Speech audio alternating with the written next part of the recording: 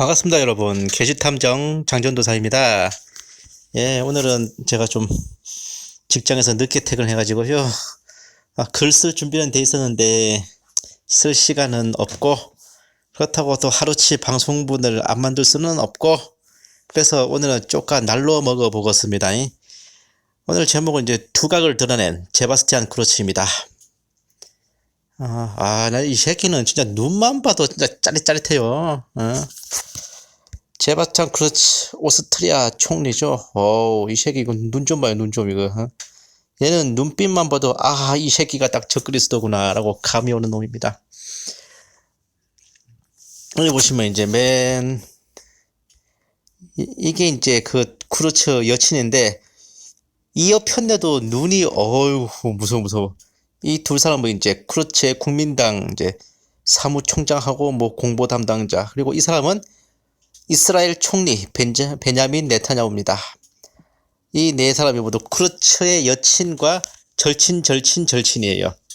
전부 이제 제바스티안 크루츠의 인맥들이죠. 오늘 제가 이 글을 주제로 이제 방송 드리는 게, 오늘은 이제 제가 쓴 글은 아니에요. 제 언론에 나온 기사 내용을 한번 여러분들에게 소개해 드리려고 그래요.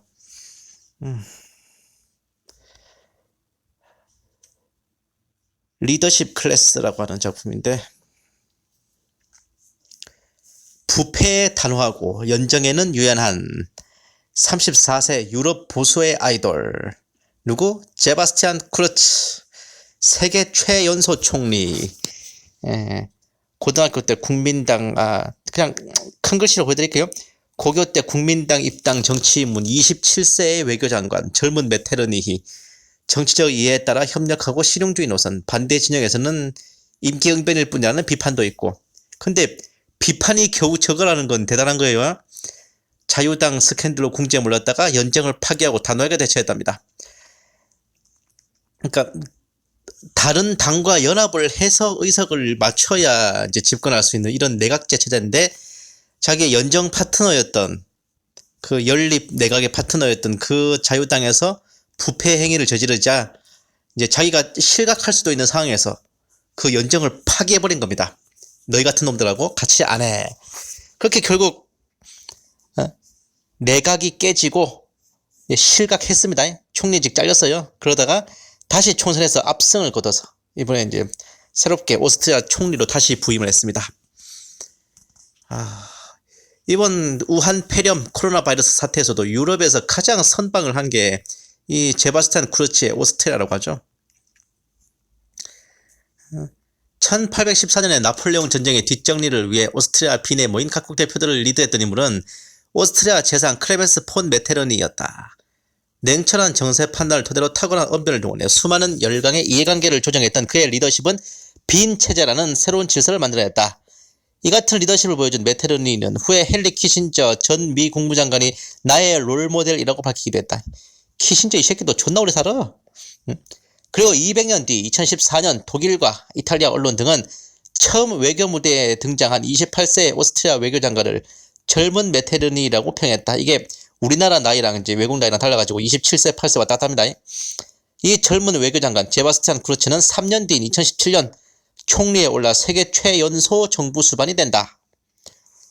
특히 이게 뭐 세습 정부 그런 게 아니라 직접 선거에 출마해서 당선된 정부 수반 중에는 세계 최연소입니다. 얘가 저하고 동갑이에요. 저보다 생일이 열흘 느리다니까요, 얘가. 어쨌든 보수주의의 수호자로서 크루츠 총리의 리더십은 실제 메테르니를 닮았다. 첨예한 국정 현안 갈등에서 원칙론에 매몰되지 않고 빠르게 결단한다.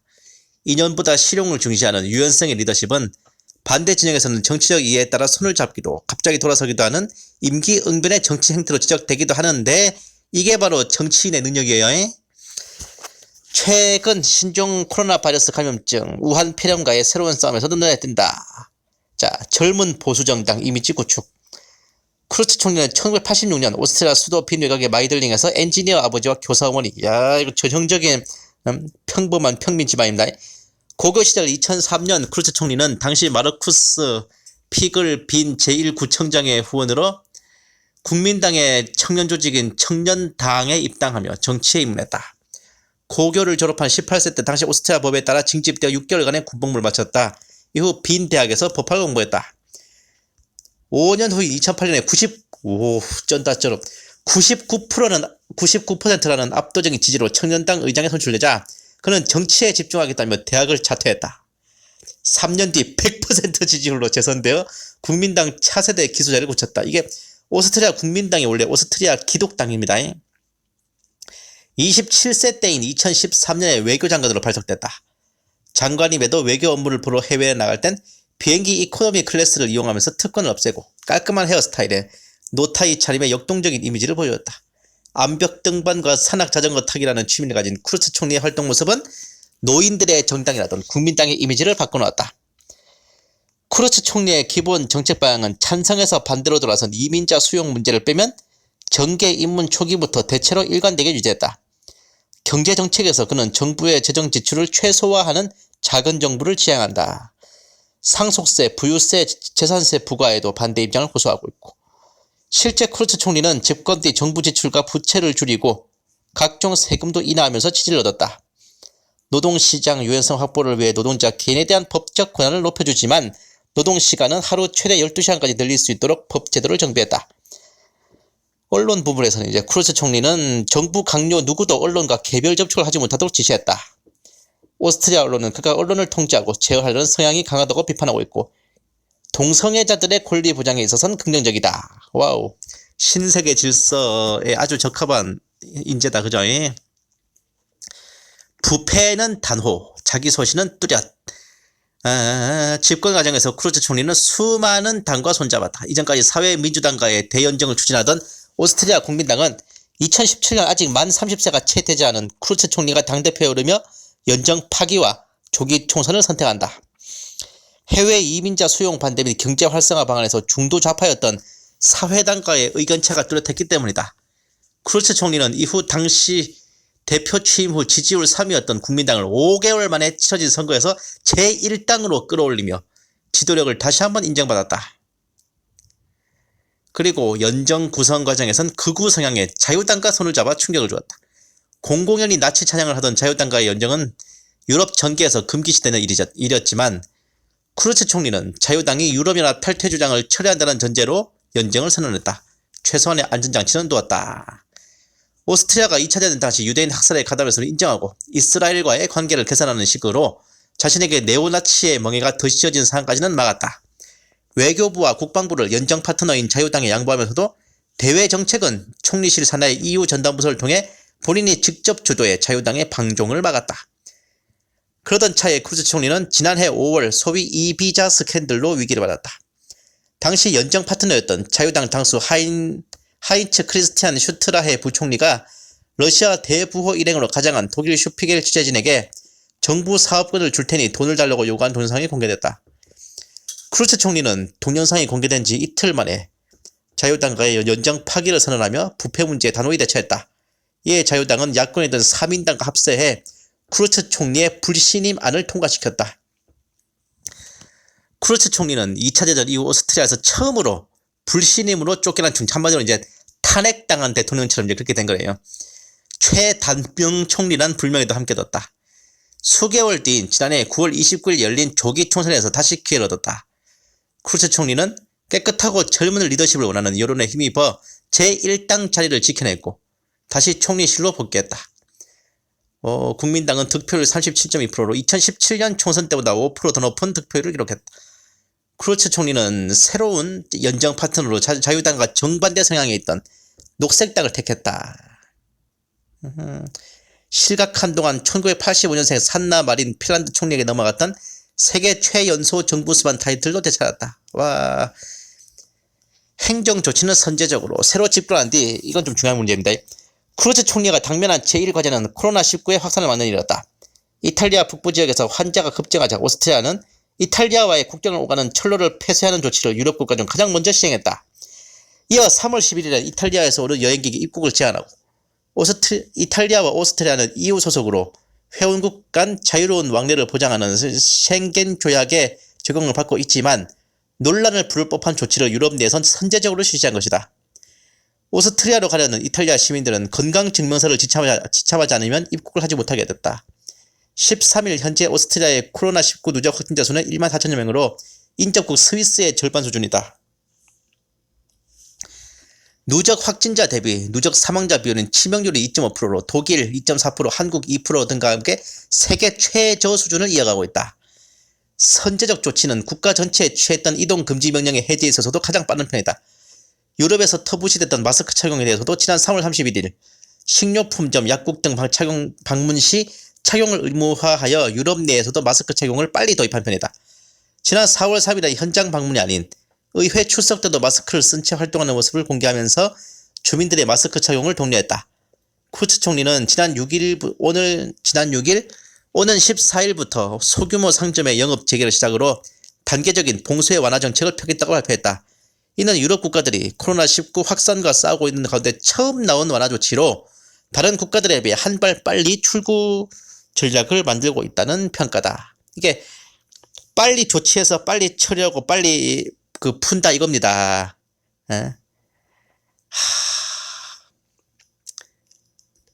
엄청나지 않습니까? 아니 다른 나라는 진짜 엄한 나라들은 지금의 기회다 하고 웬갓 독재를 하고 주민 통제를 하고 깽판을 부리는데 이 사람은 진짜로 조치를 했어.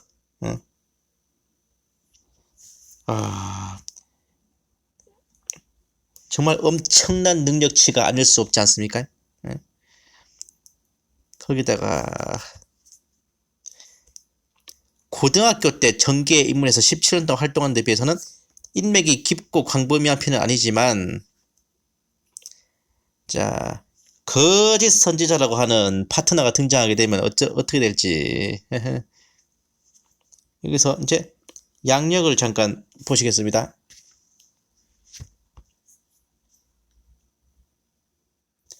1986년 빈 마이들링 출생, 2003년. 오, 군필자네. 이게 빈 대학입니다. 빈대가 아니라. 와, 대학생 때.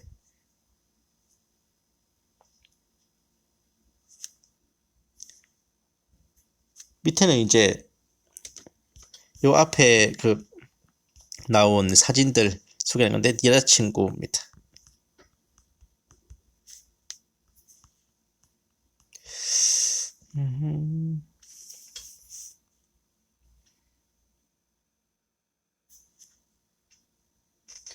국민사위감이라죠. 쿠르츠 총리가.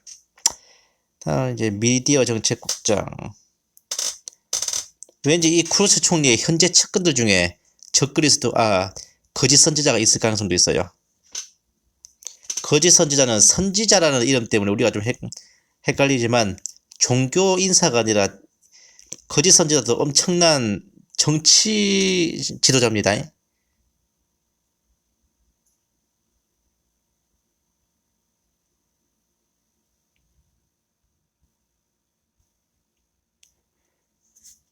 쿠르츠 총리가 유럽의 어떠한 지도자들보다도 가장 차별적인 것은, 그러니까 구별되는 것은 바로 이스라엘과의 관계입니다.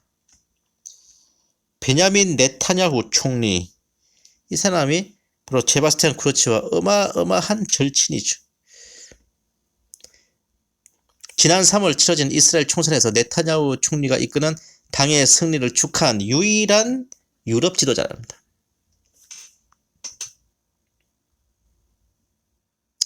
2018년 6월 이스라엘 방문 당시 네타냐후 총리는 쿠르츠 총리를 이스라엘과 유대인들의 진짜 친구라고 부르며 환대했다.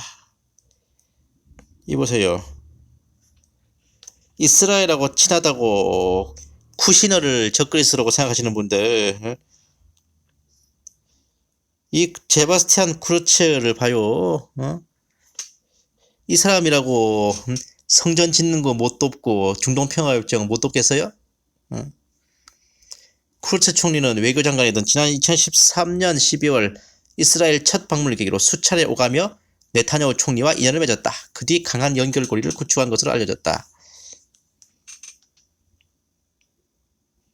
여러분, 이 세바스찬 크루츠의 인생 전체를 통틀어서, 그리고 정말 오스트리아라는 한 나라의 정치계를 주름잡는 이 뛰어난 정치적 능력과, 그리고 전 세계가 다 머리를 싸매고 있는 이 우한 폐렴 코로나 바이러스 사태에서도 눈 하나 깜짝 안 하고 다 처리하고 있는 이 세바스찬 크루츠의 모습이 정말 무시무시하지 않습니까? 정말로 그야말로 이기고 또 이기는 자예요. 얘가 뭐 손을 대가지고 실패한 게 없어요. 하는 것보다 역대급이고, 과연 정말 뭐랄까 2차 대전 이후에 오스트리아의 이러한 지도자는 단 한 번도 나오지 않았다고 합니다. 독일을 비롯한 주변 국가에서 왜 우리는 이 세바스찬 크루츠 같은 지도자가 없는가라고 하는 논평까지 나올 정도면 말도 안 거 아니에요? 이 새끼 나이가 몇 살? 34살, 우리나라 나이로 35살. 뭐 쿠시너 뭐 이런 애들하고 비교해봐요. 이게 뭐 잽이 되나. 이 얼굴, 이 눈 잘 기억해 두십시오. 어쩌면 우리가 그렇게 오랫동안 성경에서 보아왔던 그 불법의 사람, 멸망의 아들 적그리스도의 얼굴일지도 모릅니다. 먼저 배도하는 일이 있고 저 불법의 사람, 멸망의 아들이 드러나기까지는 그날이 이르지 않는다고 했는데, 배도는 지금도 많이 진행되고 있는 것 같고, 이게 멸망의 아들이 드러난다는 게 꼭 멸망의 아들이 뭐 집권해서 뭐 세계 패권을 잡는다는 걸 의미하진 않거든요. 그냥 이놈이 세계를 지배할 적그리스도구나 라고 그 정도 삘이 들 정도만 드러나도 사실 데살로니가서의 그 말씀은 거의 성취된 거라고 봐야 되죠. 그런데 어제 아래 이 기사를 보고 나니 아하, 그날이 다 되었구나. 이제는 슬슬 감이 올라그럽니다. 본 게시 탐정의 생각으로는 이제 적그리스도가 얘다 쟤다 누구다 이거는 딱히 의미 없는 것 같아요. 이제 세바스찬 크루츠는 여러 후보들 중에 하나가 아닙니다. 단일 후보예요. 얘가 맞냐 아니냐만 남아있는 겁니다. 이 세바스찬 크루츠의 임기는 2025년까지인데 한번 여러분들께서도 함께 이 묘한 청년을 눈여겨봐 주시기 바랍니다. 감사합니다. 게시탐정 장전도사였습니다.